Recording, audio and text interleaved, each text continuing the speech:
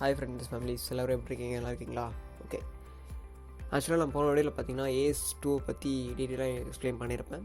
So அதையும் தொடர்ந்து என்ன பண்ண போகிறோன்னா, நம்ம சம்ஸ் எல்லாம் பார்க்க போகிறோம். அதாவது நம்ம எப்போதுமே ஒரு ஏஎஸ் படிக்கும்போது அது இருக்கக்கூடிய சம்ஸ் எல்லாம் வந்து நம்ம படித்து புரிஞ்சுக்கிட்டால் மட்டும்தான் நம்மளால் வந்து சிஏல அட்டன் பண்ண முடியும் இல்லையா? ஸோ நம்ம போய் தியரி எழுத போகிறதுல சம்ஸாக போட போகிறோம் இல்லையா? அதனால் எப்போதுமே ஒரு ஏஎஸ் படிக்கும்போது சம்ஸ் போடணும். ஸோ அந்த வரிசையில் நான் என்ன பண்ண போகிறேன் அப்படின்னா, ஏஎஸில் பேசிக் சம்ஸ், அதாவது AS2 பார்த்தோம் இல்லையா, அதில் இருக்கக்கூடிய பேசிக் சம்ஸ் வந்து நம்ம வந்து பார்க்க போகிறோம்.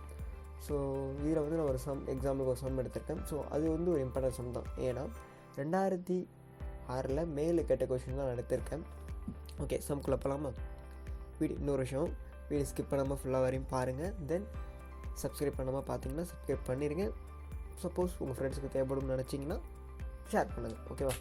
ஓகே, வேறு ஏதாச்சும் நீங்கள் கமெண்ட் தெரிவிக்கணும்னு நினச்சிங்கன்னா கீழே கமெண்ட் பாக்ஸில் தெரிவிக்கலாம். அப்படி இல்லை அப்படின்னா லைஃப் ஆஃப் ஏஸ் ஃப்ரெண்ட்ங்கிற ஒரு இன்ஸ்டாகிராம் ஐடிக்கு கூட நீங்கள் மெசேஜாக இல்லை தனியாக ஏதாச்சும் பேசணும் கூட நீங்கள் வந்து மெசேஜ் சென்ட் பண்ணலாம். நான் அதுக்கு வச்சுக்க மாட்டேன், ஓகேவா? ஓகே, ஸோ ஓகே சம்குள்ளே போகலாம். Varanda Limited purchased goods at the cost of 14 lakhs in October. It at the end of the financial year, 70% of the stock were sold. The company want to the distribution cost stock at 10 lakhs that except the sales value is at 11 lakhs and a commission at 10% and sales payable to the agent.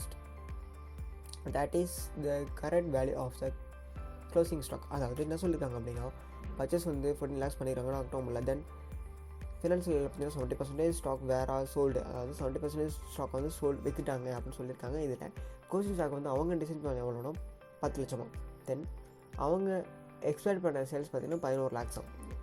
இதில் 10% commission வேறு அவங்க கொடுத்துட்டாங்க.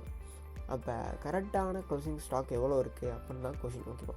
So நான் சின்ன ஒரு some மாதிரி போட்டிருக்கேன், அதை போய் பார்க்கலாம். ஓகே, ஸோ ஃபஸ்ட்டு சொல்யூஷன் போடுவாங்க. அதில் வந்து என்ன பண்ண போகிறோன்னா, காஸ்ட் இன்வென்ட்ரி. ஸோ காஸ்ட் இன்வென்ட்ரினால் என்ன பண்ண போகிறோம் அப்படின்னா, க்ளோசிங் ஸ்டாக்னு சொல்லி நம்ம ஒன்று தீர்மானிச்சோம் இல்லையா, அதை தான் நம்ம வந்து என்ன பண்ணுறோம், காஸ்ட் இன்வென்ட்ரியாக கொண்டு வரோம் 10 lakhs, ஓகேவா? அதில் வந்து NRVன்னு ஒன்று இருக்குது. NRVனா நெட் ரியலைசபிள் வேல்யூ, ஓகேவா?